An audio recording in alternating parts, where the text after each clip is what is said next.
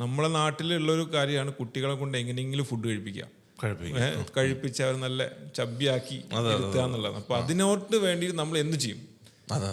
അതപ്പം ബാക്കിയെല്ലാം സെക്കൻഡറി ആയി.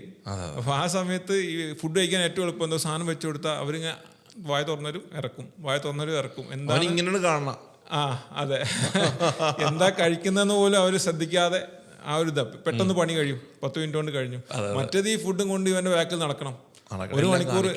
എല്ലാം 1 മണിക്കൂർ നടന്നേ ഉള്ളൂ. അപ്പം വർക്കിംഗ് പാരൻസ് ആയിരിക്കും, അല്ലെങ്കിൽ അവർ വേറെ എന്തെങ്കിലും കാര്യങ്ങളിൽ ബിസി ആയിരിക്കും. പാരൻസിനെ കുറ്റം പറഞ്ഞൂടെ. പക്ഷെ ഇപ്പോഴത്തെ ഒരു ജീവിത സാഹചര്യത്തിൽ നമ്മൾ ഈസി വേ ഔട്ട് നോക്കുമ്പോൾ ഈസി ആയിട്ട് ഇത് കൊടുക്കും. പക്ഷെ പലപ്പോഴും ഇതിൻ്റെ ഒരു അവസ്ഥ വരുന്നത് ഡെവലപ്മെന്റൽ ഇഷ്യൂസ് വരും, സൈക്കോളജിക്കൽ ഇഷ്യൂസ് വരും, വിഷൻ ഇഷ്യൂസ് വരും.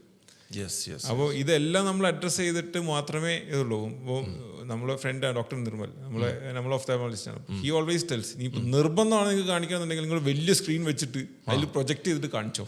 വലിയ സ്ക്രീൻ ഫോണിൽ കാണിക്കണ്ട, അറ്റ്ലീസ്റ്റ് കണ്ടെങ്കിൽ രക്ഷപ്പെടും.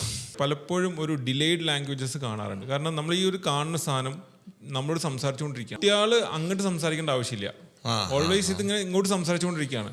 അപ്പൊ അവർക്ക് ലാംഗ്വേജ് ഡെവലപ്പ് ചെയ്യാൻ ചിലപ്പോൾ ടൈം എടുക്കും. One way communication. അതെ, വൺ വേ കമ്മ്യൂണിക്കേഷൻ. മറ്റേത് അങ്ങനെയല്ലല്ലോ. മറ്റേത് എന്താ, നമ്മൾ വീട്ടിൽ പഴമക്കാരുടെ സമയത്ത് ഒരു കൂട്ടുകുടുംബം ആകുമ്പോൾ എന്താണെന്ന് ചോദിച്ച് അതെന്താ ഇങ്ങോട്ട് പറയിപ്പിച്ച് അങ്ങനെയല്ലേ. ഇപ്പൊ അതില്ല. ഇതിങ്ങനെ കണ്ടുകൊണ്ടിരിക്കുകയാണ്, അതിങ്ങോട്ട് പറഞ്ഞുകൊണ്ട് കുട്ടികളിങ്ങനെ ഭയങ്കര ഹൈപ്പർ സ്റ്റിമുലേറ്റഡ് ആണ് പിള്ളേര്.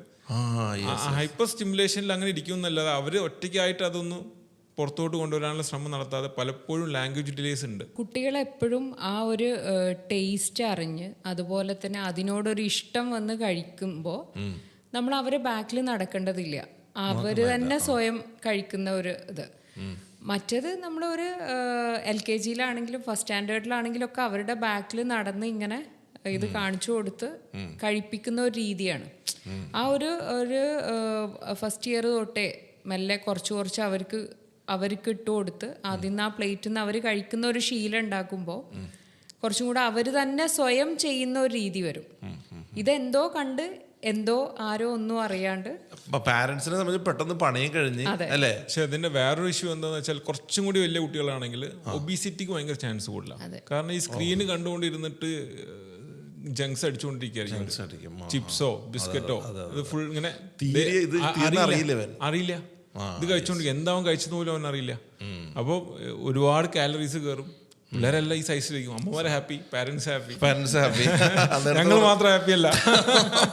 അല്ല, ഇത് ഒരു എനിക്ക് തോന്നുന്നത് നമ്മുടെ സൊസൈറ്റിയിൽ ഒരു 90% അങ്ങനത്തെ ഒരു കൾച്ചറിലൂടെയാണ് പോയിക്കൊണ്ടിരിക്കുന്നത്. അതിന് പാരന്റ്സ് അതിനെ കുറിച്ച് അവയർനെസ് കുറവാണ് ആക്ച്വലി. നമ്മൾ പണ്ടൊക്കെ ആണെങ്കിൽ ചബ്ബി കുട്ടികൾ ഹെൽത്തി എന്ന് പറയാം. നമ്മളിപ്പോൾ ചബ്ബി കുട്ടികൾ ഹെൽത്തി എന്ന് പറയില്ല. നമുക്കൊരു ഐഡിയൽ വെയിറ്റ് മതി. ഓവർ വെയിറ്റ് ആയി കഴിഞ്ഞാൽ അതും മാൽന്യൂട്രീഷൻ ആണ്. ലോവർ വെയിറ്റ് ആയി കഴിഞ്ഞാൽ അതും മാൽന്യൂട്രീഷൻ ആണ്. നമുക്കൊരു ഐഡിയൽ വെയിറ്റിനകത്ത് അല്ലെങ്കിൽ ഒരു നമ്മൾ റേഞ്ചിനകത്തും മതി ആ കുട്ടികളുടെ വെയിറ്റ്.